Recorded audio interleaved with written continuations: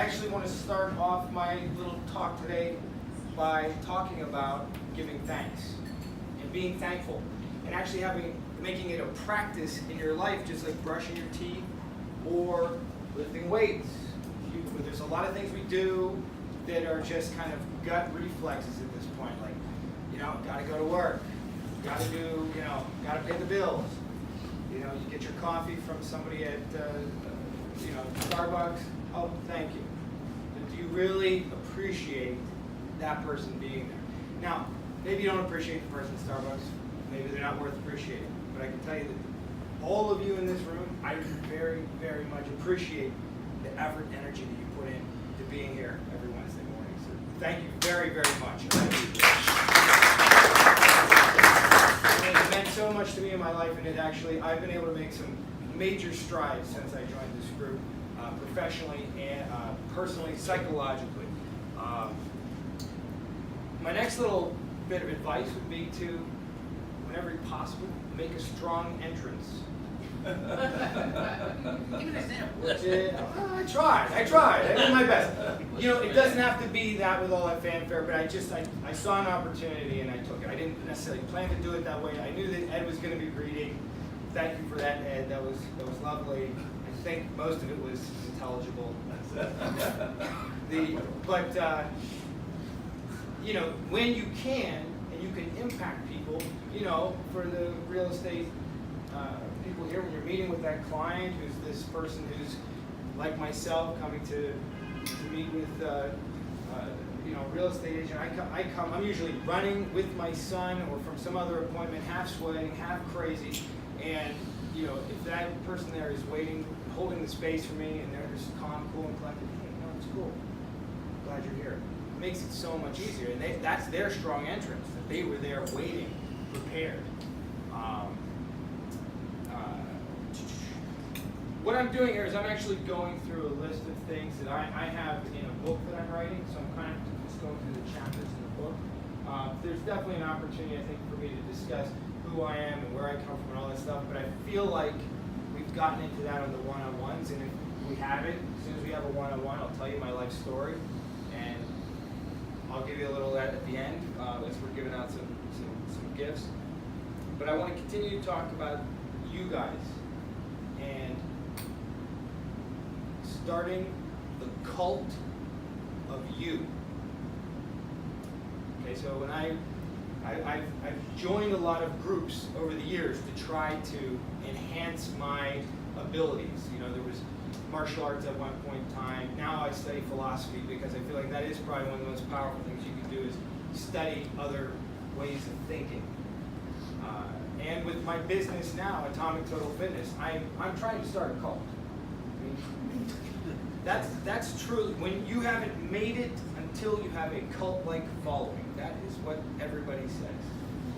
And CrossFit is a cult.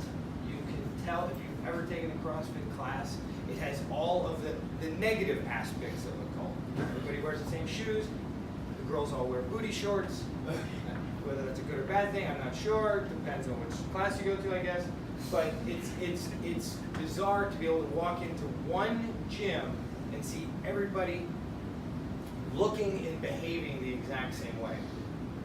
That's not what I'm preaching up here. I'm basically saying what I would like to see is you invest so heavily in yourself that you are the most important person in your life. Because when you are the most important person in your life, you become so much more powerful and able to help the other people in your life. When you put yourself second, that'll work for a while, but sooner or later you break down. Right? You get some nods here.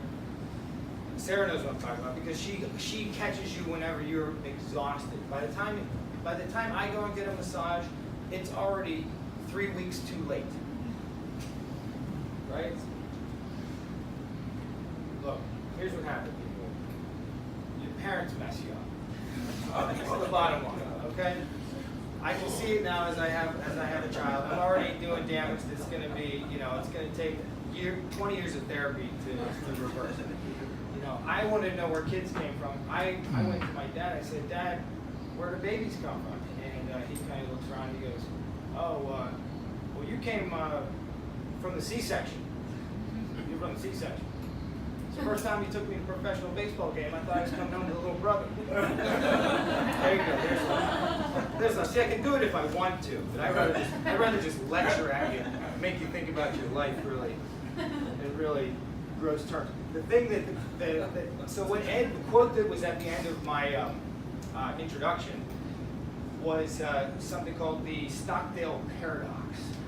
So the Stockdale Paradox basically says, in order to succeed, in order to go from good to great, you have to believe that you have an unwavering belief that you will succeed in the end. You will triumph. You will win. And at the same time, have the ability to look at the cold, hard facts of reality. I think when we look at the cold, hard facts of reality, it can be very depressing. But, you will, only with the belief that you will succeed, make it through all of those obstacles. Make sense? Oh, this is nice. Everything is awesome, right?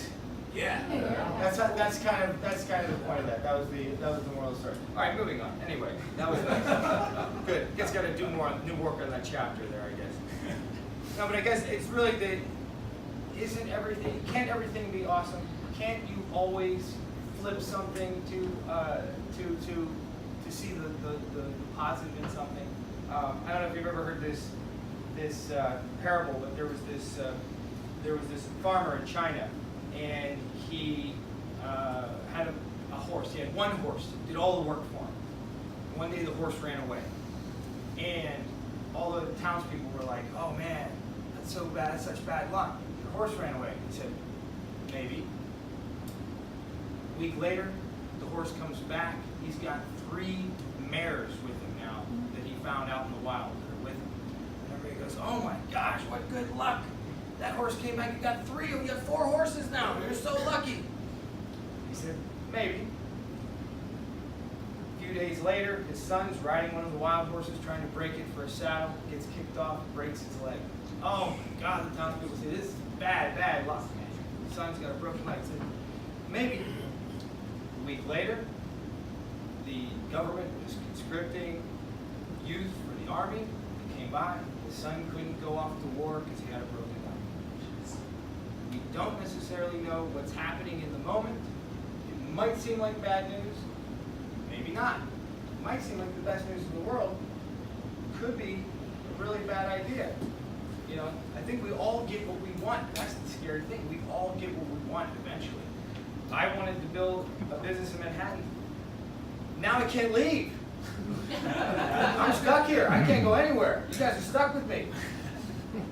And I'll tell you what, once you've been in the city for 15 years, grinding it, and you meet an incredible group like this, and they welcome you in and bring you in under their wing, I feel safer and more confident in the city than I have in 15 years.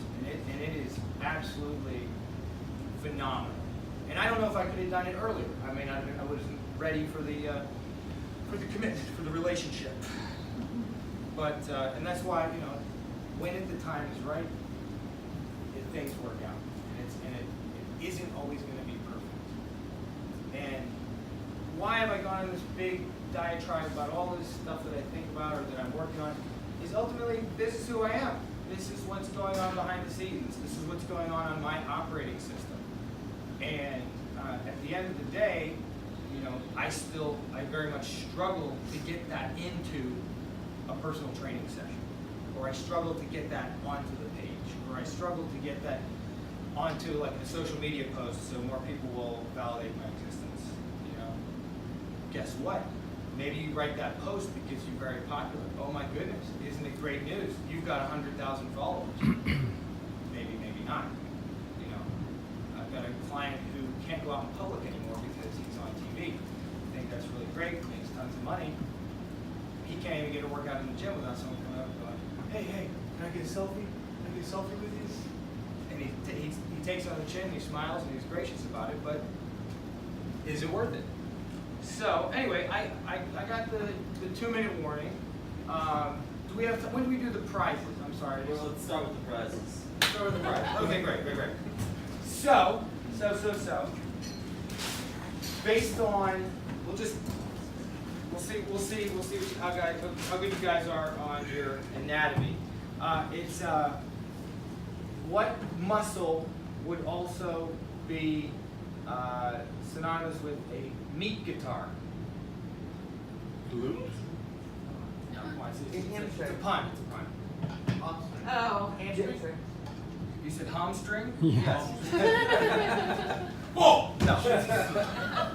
No.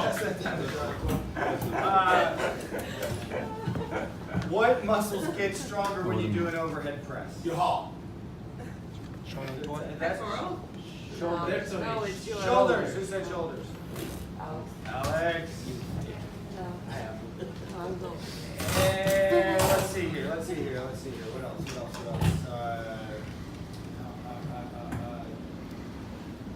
Is it better to be strong or flexible? Flexible. Maybe. Both. There you go. Both. The answer is both. It's C. C. All the above. All right. Then now I would like to have Dr.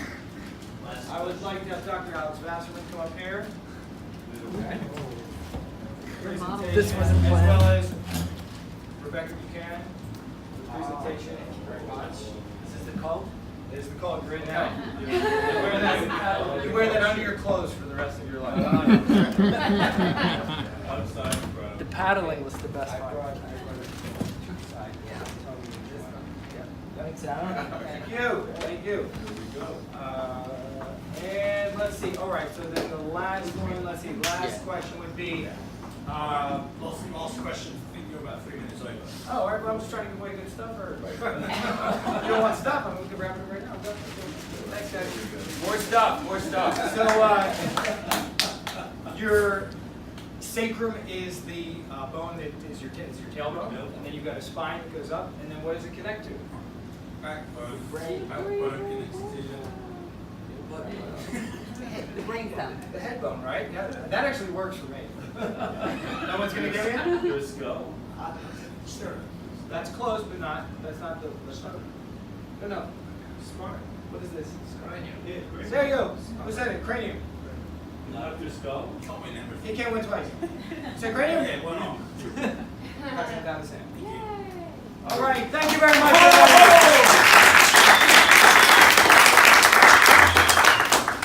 So, if you want to find out more about what he does, he's actually a personal trainer.